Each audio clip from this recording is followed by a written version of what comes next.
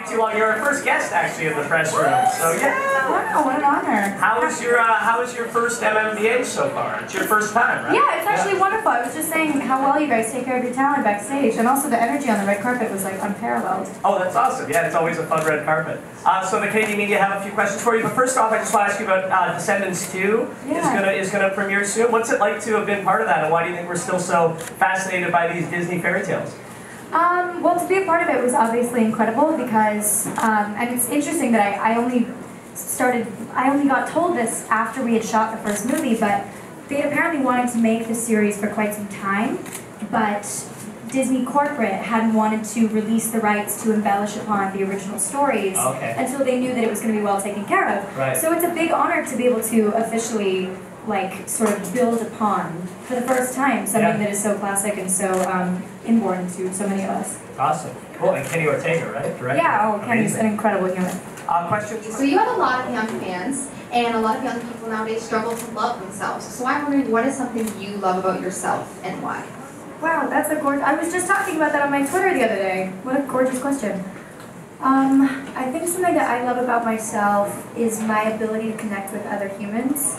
I think that that kind of serves me in a lot of different, like, sort of facets of my life. And that's something that will last my whole life. And also, that's just a beautiful thing, like, to bring other people into your life and be able to give to them and take, you know, from them as well. That sort of ebb and flow, I think, is kind of what life is about. Linda Helper with Canadian Beats. I have to ask you a fashion question. I absolutely love your dress. Thank you so much. What are you wearing? You know what? I did the terrible, absolutely worst thing ever you can do on a red carpet, and I don't know who I'm wearing. But I know. It's absolutely terrible. But I can tell you after. How's that?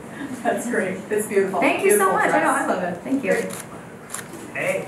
Hi, I am the representative for FY Music and callmehannah.ca. I first just want to say that I love your social media and how you spread positivity and love. I think that that's amazing. Thank you. And so I know that you were bullied in high school, and I mean, cyberbullying and bullying is such a big issue in my generation. And so what's your advice for people that are being bullied? So my advice, first of all, would be, so what I always tell my younger fans, because I think it's really good to give tools, because we can't always have access to someone who we look up to, and also we can't always trust the people who we look up to, right? So I always like to give my young fans tools to be able to handle situations on their own. And if you think about the person who is, you know, your biggest hero in your life, hopefully someone you know personally, someone who you really look up to, someone who's very happy and stable.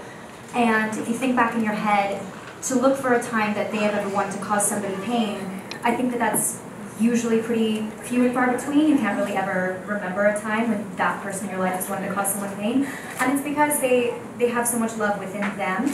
And so then if you reverse that logic and you think about the people who are constantly trying to cause other people pain and break them down, you have to sort of deduce that their insides are really like, they're struggling more, and they want to bring people into that, because the contrast between someone who's really happy and the pain that those people are going through is usually what merits the reaction of trying to bring someone down. And so instead of taking it personally and letting that negativity hit you and stick to you, I think it's just much more healing, and the sort of rebound is quicker if you can just imagine that whatever pain they're trying to inflict on you, it's 10 times worse where they are. And it's about them and not you.